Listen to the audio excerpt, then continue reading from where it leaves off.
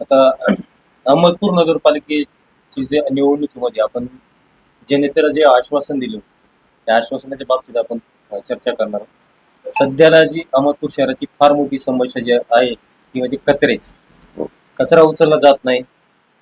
वृत्तपत्राने किंवा डिजिटल मीडियाने जे बातम्या लावल्या जातात त्याकडे दुर्लक्ष केलं जाते. नेमकी काय अडचण आहे नगरपालिका प्रशासनाला की शहर स्वच्छ ठेवण्याच्या बाबतीत एवढी म्हणजे निष्काळजीपणा का केला जातो?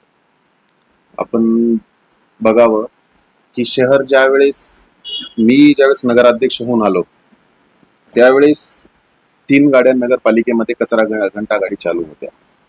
जसं जसं काळ चालत गेला, जसं जसं वेळ गेली, त्यावेळेस आजच्या घडीला आपल्या 8 कचरा गाडीचे घंटा गाडी चालू आहे. पण टेंडर निघायला आणि 18 तारखेला आम्ही ते टेंडर वर्क ऑर्डर देणार होतो.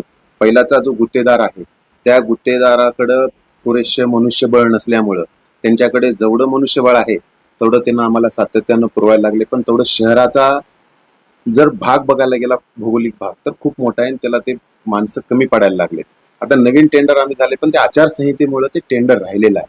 आचारसंहितेच्या नंतर 22 तारखेच्या नंतर ते टेंडर ओपन होईल आणि त्यानंतर शहराची कचऱ्याच्या बाबतची कायमची व्यवस्था होऊन जाईल, ही एक आपल्याला आश्वासन देतो. तर पूर्वीच्या कचरा उचलणाऱ्या गुत्तेदाराकडे जे का लोक काम करण्यासाठी आता सांगतो मनुष्यबळ कमी आहे. परंतु चर्चा तर शहरामध्ये अशी आहे की जाणीवपूर्वक या निवडून आलेल्या नगरसेवकांनी कमिशनसाठी त्याला तगादा लावला नाही, जाणून बुजून त्याला रोखण्यात येत आहे, त्याला ते मिळणार नाही अशी व्यवस्था करण्यात येते. नाही, तसं काही नाहीये.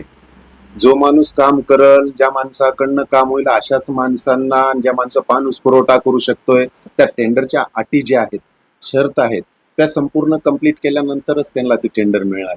त्याच्यामध्ये आताही 5 जणांनी टेंडर, कोणतं 5 टेंडर आलेले आहेत आम्हाला, पण त्याच्यात कोण कोण आहेत तो विषय अजून आमच्यापाशी खुलासा झाला नाही, कारण की आचारसंहितेमध्ये आम्हाला ती गोष्ट करता आली नाही. आणि अजून आपल्या सर्वांना माहितीच तो सांगतो, या टेंडरसाठी मी मुंबईपर्यंत गेलो की शहर माझं एकतर कचऱ्यामध्ये बेटीच धरल्या चाललंय. कचऱ्याच्या पूर्ण सोयीनुसार ती कचरा उचलल्या नाही चालला. आणि ही जी काही अत्यावश्यक सेवा आहे जनतेची, यासाठी मी मुंबईपर्यंत ह्या आचारसंहितेच्या काळामध्ये ती मला ओपन करून द्यावं. जे महाराष्ट्र आपला नगर परिषद ऍक्ट आहे त्याच्यानुसार मी त्यांना मागणी करण्यासाठी गेलो होतो. सोलापूर गेलो होतो, धाराशिव गेलो, धाराशिव मुंबई गेलो.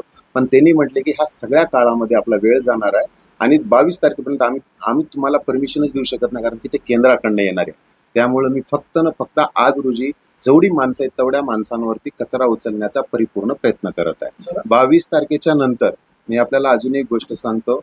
100 दिवस 22 तारखेच्या नंतर ज्यावेळेस टेंडर होईल पूर्ण, त्यावेळेस तिथून मी 100 दिवस ज्या परिवारातनं मी मोडतो, ज्या परिवारातला मी सर्व शिकलेला आहे, ज्या परिवारानं मला ह्या नगराध्यक्षाच्या दायित्व मला दिलेलं आहे, त्या परिवारासाठी, त्या परिवारातून शिकलेलं असल्यामुळे 100 दिवस ते टेंडर मिळाल्यानंतर मी माझं घर त्याग करणार आहे. पूर्ण राजूर शहरामध्ये 100 दिवस वेगवेगळीकडे ठिकाणी राहून पूर्ण शहराची स्वच्छतेकडे, पाण्याकडे लक्ष देऊन मी ते परिपूर्ण करणार आहे. मी आज तुम्हाला शब्द.